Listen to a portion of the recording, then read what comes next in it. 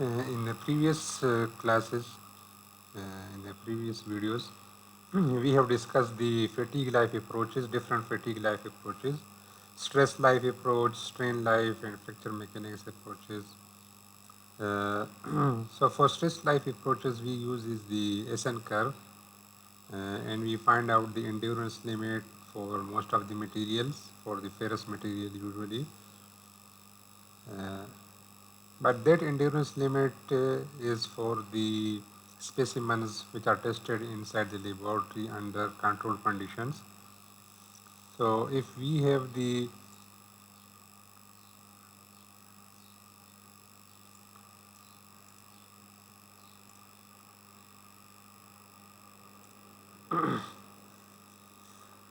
so if we are using some specimen or any machine component which usually that are not in the controlled conditions. Controlled conditions means that humidity, temperature, corrosion, environmental conditions are all affecting the loading conditions, are all affecting the fatigue life. They are modifying the endurance limit.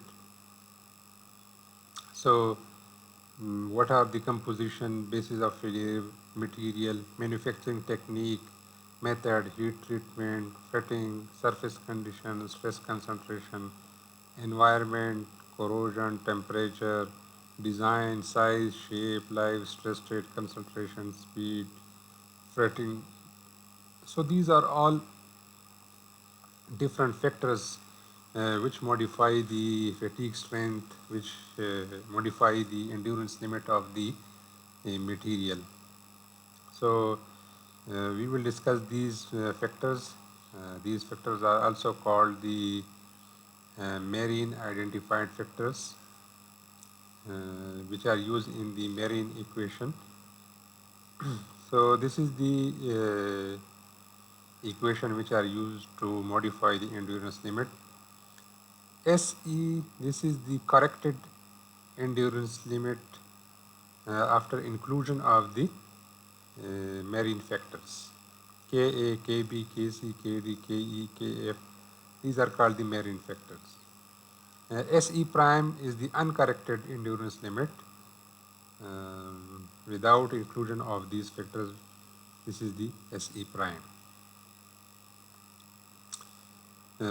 So it is depends upon the surface condition, size, loading, temperature, and many other factors which we call it as the miscellaneous items. So marine equation. So SE is the endurance limit at the critical location of a machine part in geometry and condition of use. So this is the realistic machine part. This is the actual machine part for which we are finding out the endurance limit. And SE prime is a rotary beam test specimen endurance limit which we find out in the laboratory, which we find out from the available literature data.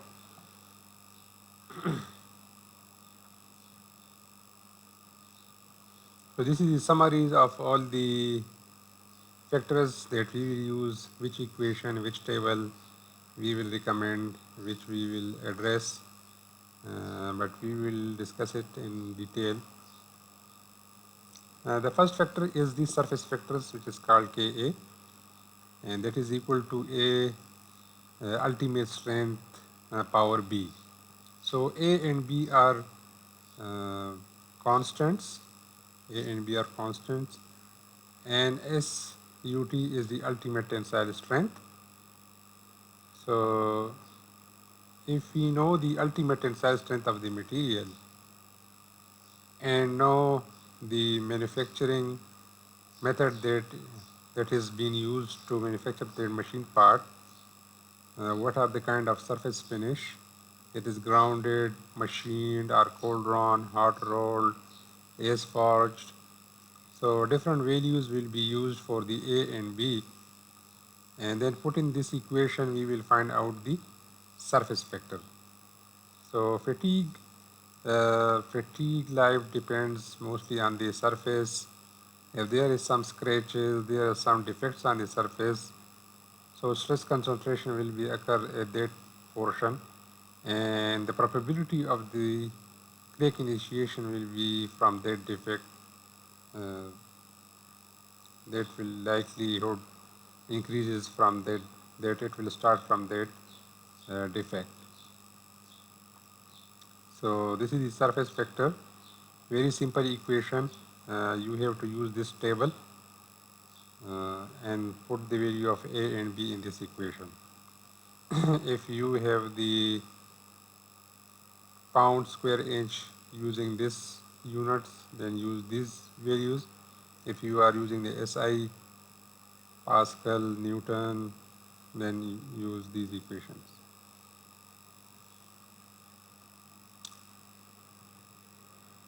There is another data which is available in the form of graphical data. You can see that if the specimen or machine component is mirror polished, so then we will use the maximum factor, which is 1. So it varies from 0 to 1. So you can see that if the surface finish is as forged, hard rolled, cold drawn, fine ground or commercially polished, so there the factor is increasing. So the manufacturing method depend upon the surface finish, that how much कि उसकी जो surface है वो कितनी अच्छी है और कितनी पॉलिश्ड है और कितनी स्मूथ है, वो मैन्युफैक्चरिंग टेक्निक पर डिपेंड करती है। ठीक है, कि वो मशीन पार्ट कैसे बना है, किस प्रोसेस से बना है।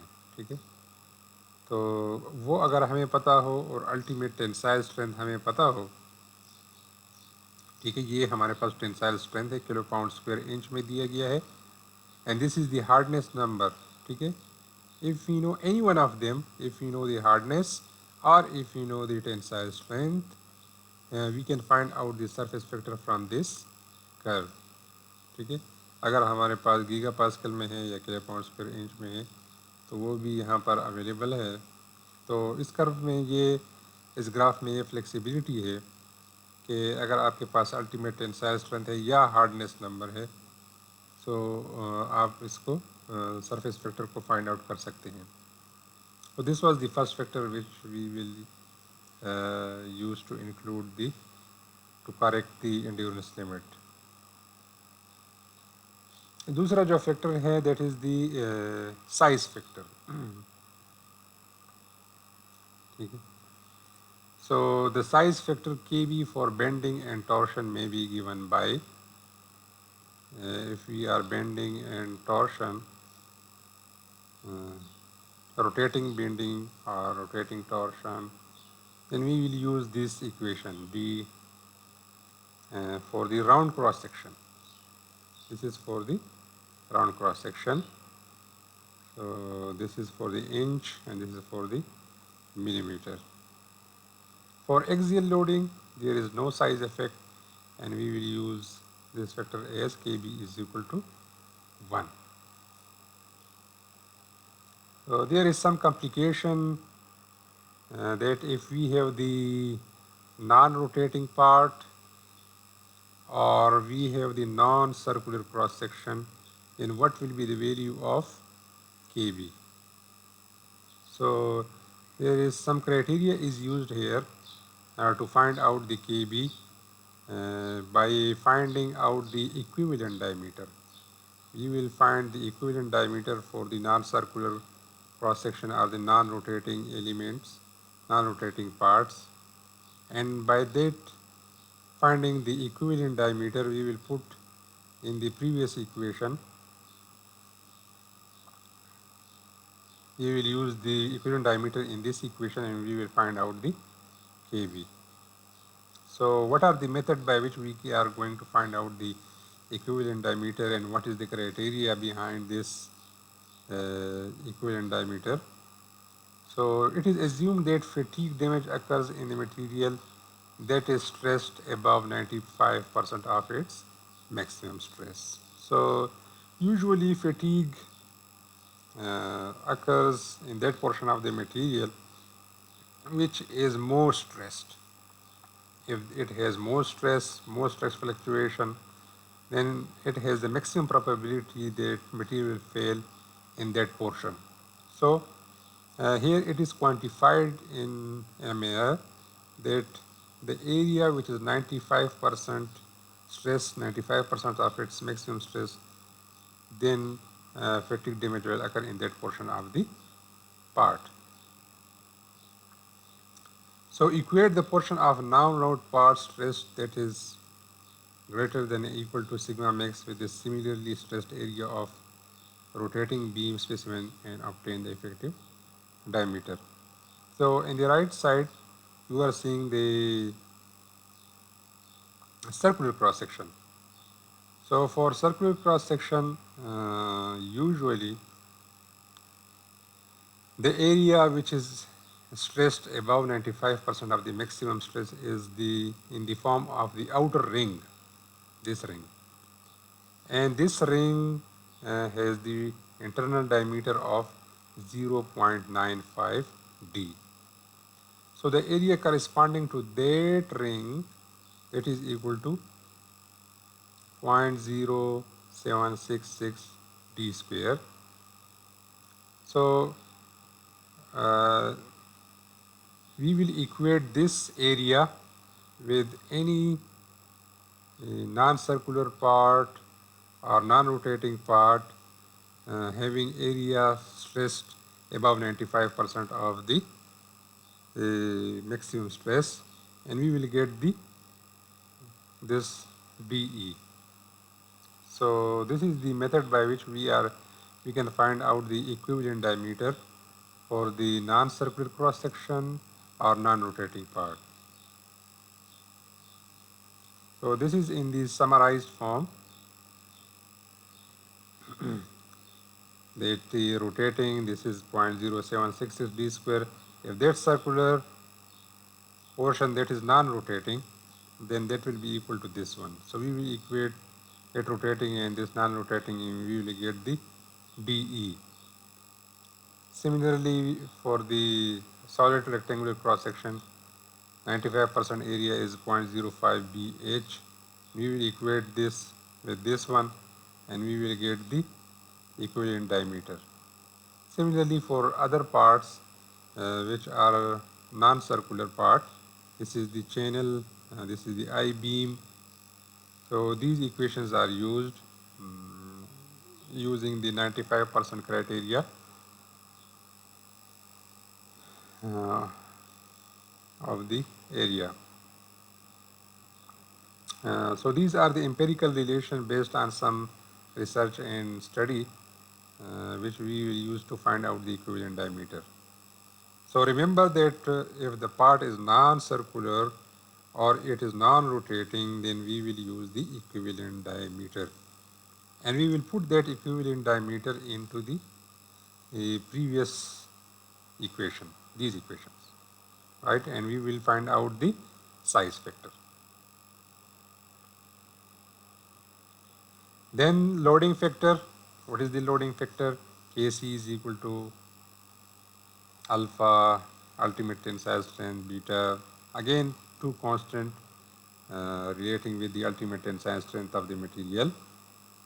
So if the loading is bending, then use alpha is equal to 1, beta is equal to Kc, that will be equal to 1. If axial, 0.85, if torsion, then it will be 0.59. So temperature factor, we will use this equation. Temperature in Fahrenheit, we will put in this equation and we will find out the KD. So this is for the temperature above the room temperature below or equal to 1000 degree Fahrenheit, not below the room temperature, not below the 0 degree Fahrenheit or 0 or 32 degree Fahrenheit. This is above the room temperature until 1000 degree Fahrenheit.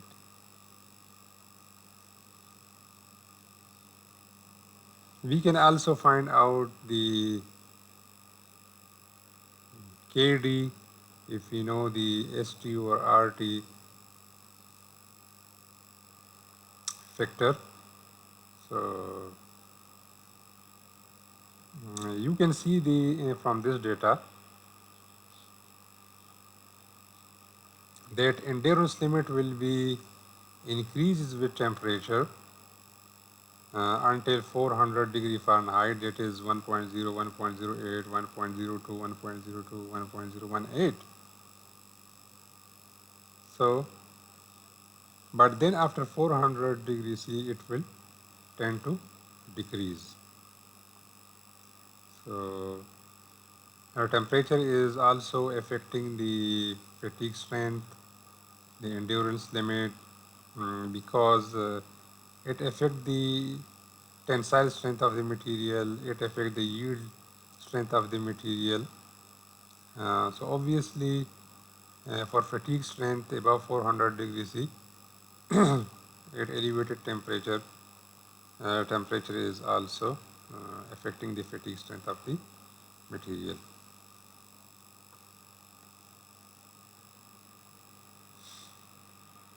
So at high elevated temperature, creep phenomena is also very important.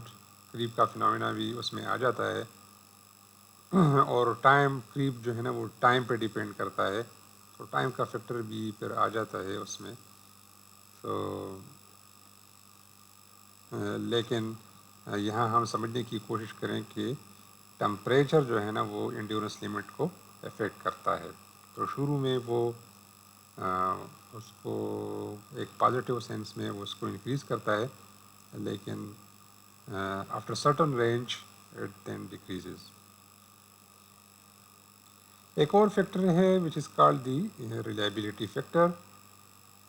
If the factor is not mentioned, then put it as one which is the maximum number. और reliability को हम यूँ समझ सकते हैं कि just like the factor of safety, इस तरह हम कहते हैं ना कि फैक्टर ऑफ सेफ्टी इसकी कितनी है, जितनी हम बढ़ाते हैं तो ज़ाहिर है फिर उसका जो करेक्शन फैक्टर है उतना हम उसको डिक्रीज़ करते हैं। तो the same thing is the reliability. सबसे कम हम कहते हैं कि 50% अगर है। ट्रांसफॉर्मेशन वेरिएबल क्या चीज़ है, ZA, और रिलायबिलिटी फैक्टर उसके लिए 1 होगा। सो ये एक इक्वेशन है reliability factor corresponding to 8% standard deviation of the endurance limit. Book में अगर आप जाकर देख लें तो उसका एक इक्वेशन लिखा होगा, that is equal to 1 minus 0.08 ZA. This is the equation for the, so ZA एक statistical term है which is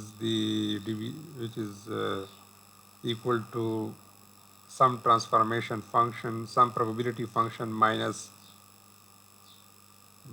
mean divided by standard deviation. So उससे हमारे पास ये एक different terms आते हैं और उसी टर्म्स से हम रिलायबिलिटी फैक्टर को मालूम कर लेते हैं। तो रिलायबिलिटी जितनी हमारी कम होगी, फॉर एग्जांपल 50% अगर रिलायबिलिटी है, यानी कि हम समझते हैं कि फैक्टर ऑफ सेफ्टी अगर कम हो, ठीक है, फैक्टर ऑफ सेफ्टी अगर ज़्यादा हो, ठीक है, अगर हम उसमें फैक्टर ऑफ सेफ्टी ज़्यादा रखना चाहते हैं, ठीक है, तो फिर हमें जो KE फैक्टर है that will B maximum. Sorry अगर रिलायबिलिटी हमारी 50% है तो इसका मतलब है कि हम जो फैक्टर ऑफ सेफ्टी है उसमें हम कम रखना चाहते हैं, ठीक है, तो हमारा जो फैक्टर होगा दैट विल बी 1। और जो हम रिलायबिलिटी को बढ़ाते हैं, ठीक है, तो KE फैक्टर हमारा कम होता है, यानी कि जो हमारा डिज़ाइन एंड्योरेंस लिमिट होगा उसमें जो करेक्शन फैक्टर है लगा के तो उसको हम मिनिमाइज़ करते हैं, यानी कि जो एंड्योरेंस लिमिट है अगर 100 है, ठीक है, तो 0.8 का फैक्टर उसमें लगा के तो that will be equal to 80, वो 80 हो जाएगा। अगर हम मज़ीद उसमें से 99.999% रिलायबिलिटी को उसमें कंसिडर करते हैं, सो देन जो रिलायबिलिटी फैक्टर है वो और कम हो जाएगा। अगर हमारे पास 100 का एंड्योरेंस लिमिट है तो इस 0.62 का फैक्टर लगा के वो 62 हो जाएगा, यानी वो कम हो जाएगा हमारा जो एंड्योरेंस लिमिट है। So reliability factor is just with the analogous of